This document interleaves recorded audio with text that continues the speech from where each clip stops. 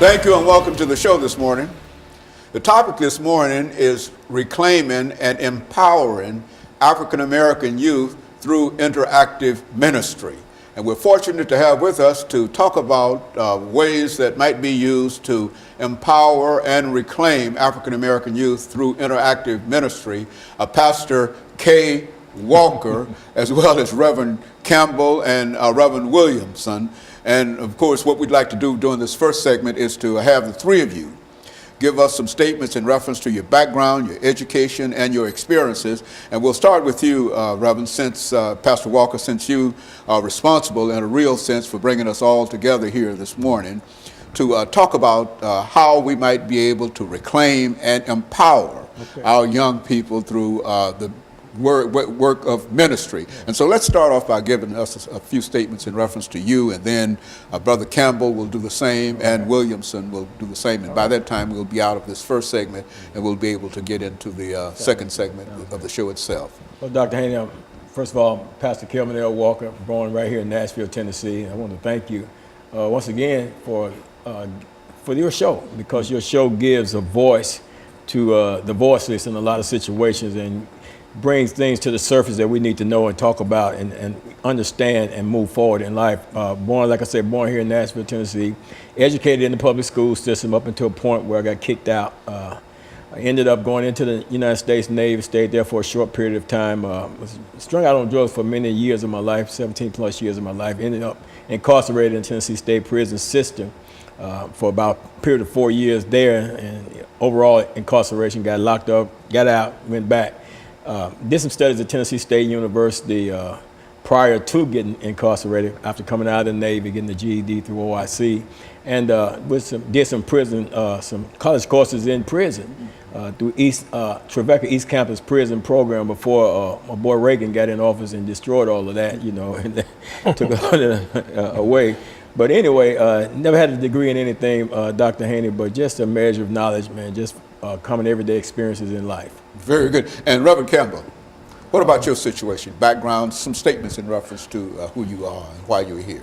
I've been born here in Nashville, Tennessee, went through the public school system, graduated from McGavick High School, went to Austin Peay College to play football, and messed up my college career of football because I wanted to sell drugs.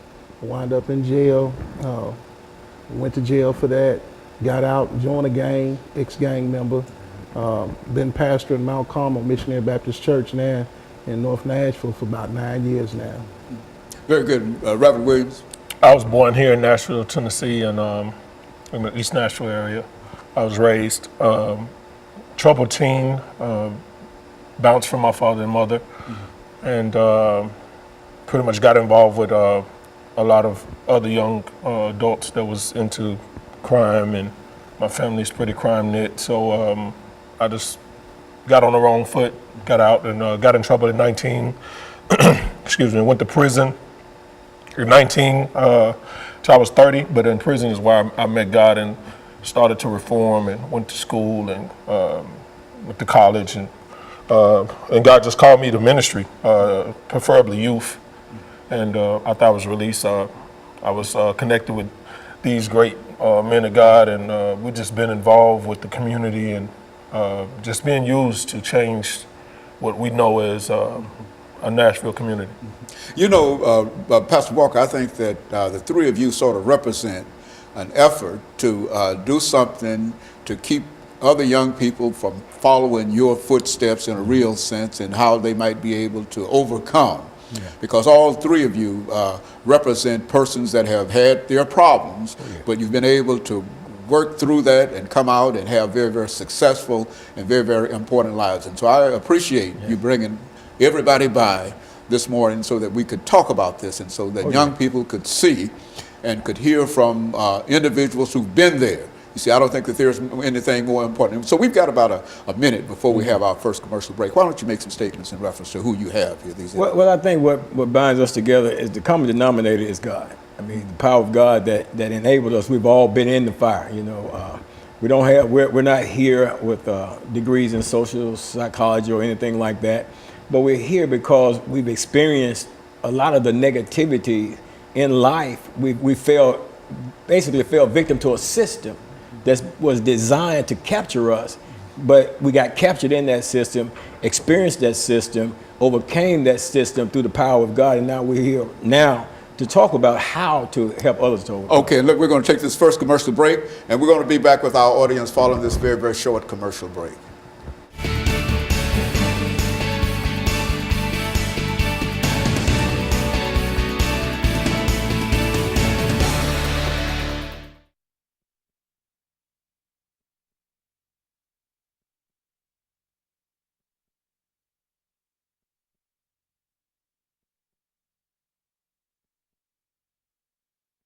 Campbell, and by that time we'll be almost down to that last 8 minutes. I'm going to let you close us out. Mm-hmm. So you take about 3 minutes. You take about 3 minutes. You know, talk about whatever you want to talk about that falls within reclaiming and empowering African American youth, and we'll let you close it out. You know, last 2 minutes. I want to take about 3 minutes. You see, and then we'll be able to do 8 minutes. At least 3 minutes with you. 3 minutes with you. 2 minutes. We'll let you sort of wrap them up, and then I'll end it, then we'll come back for a 10-minute segment, and then we'll start back again. Okay?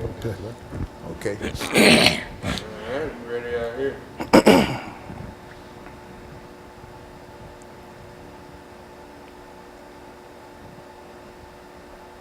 1 minute.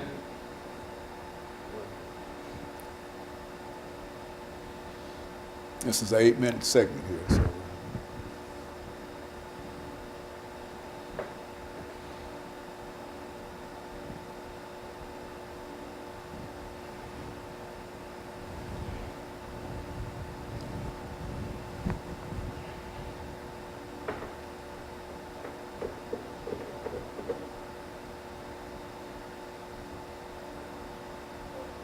Thirty seconds.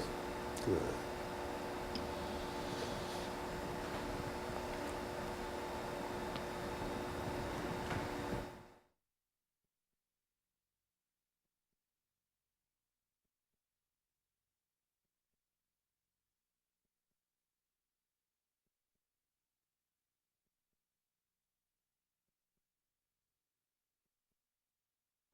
Thank you, and welcome back to the second segment of the show for today.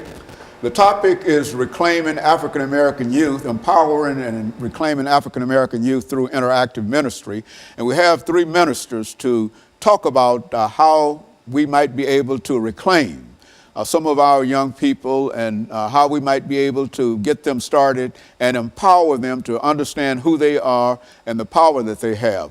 And we're with Pastor Walker, Reverend Campbell, and Reverend Williams. And so let's start off, Brother Williams, by having you to make some statements in reference to how you see this whole issue of how we might be able to reclaim and empower young people to come back into society and have more influence, more positive influence. Thank you, Dr. Haney.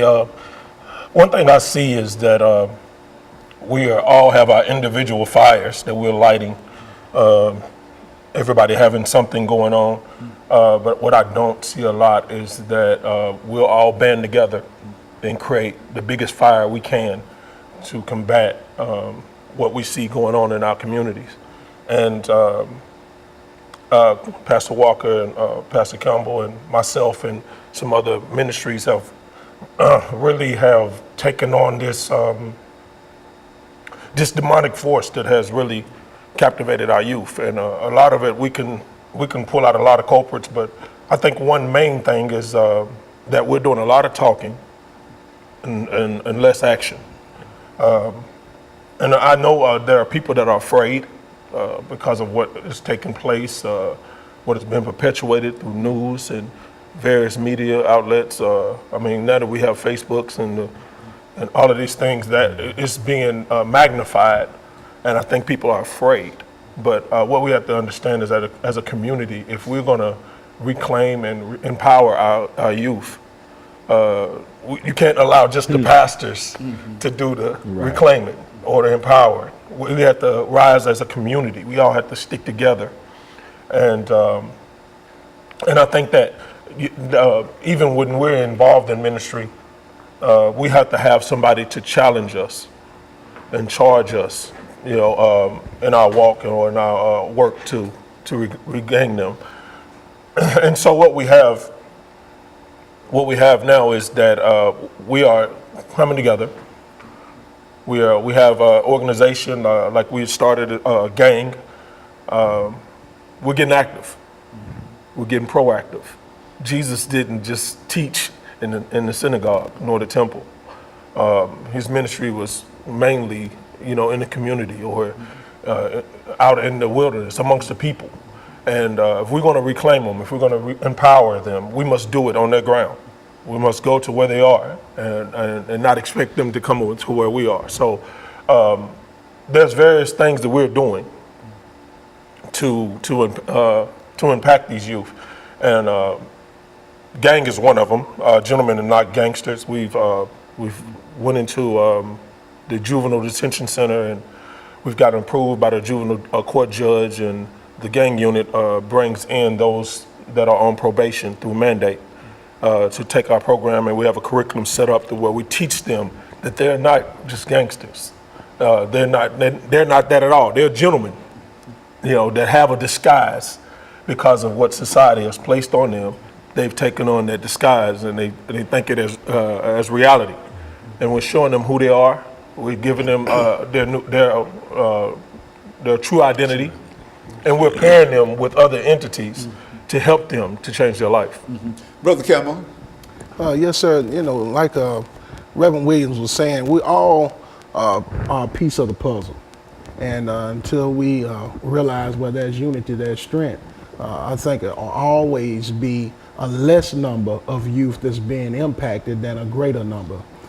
We need to learn how to put our indifference aside, worrying about whose name on the marquee or who started it, and just band together.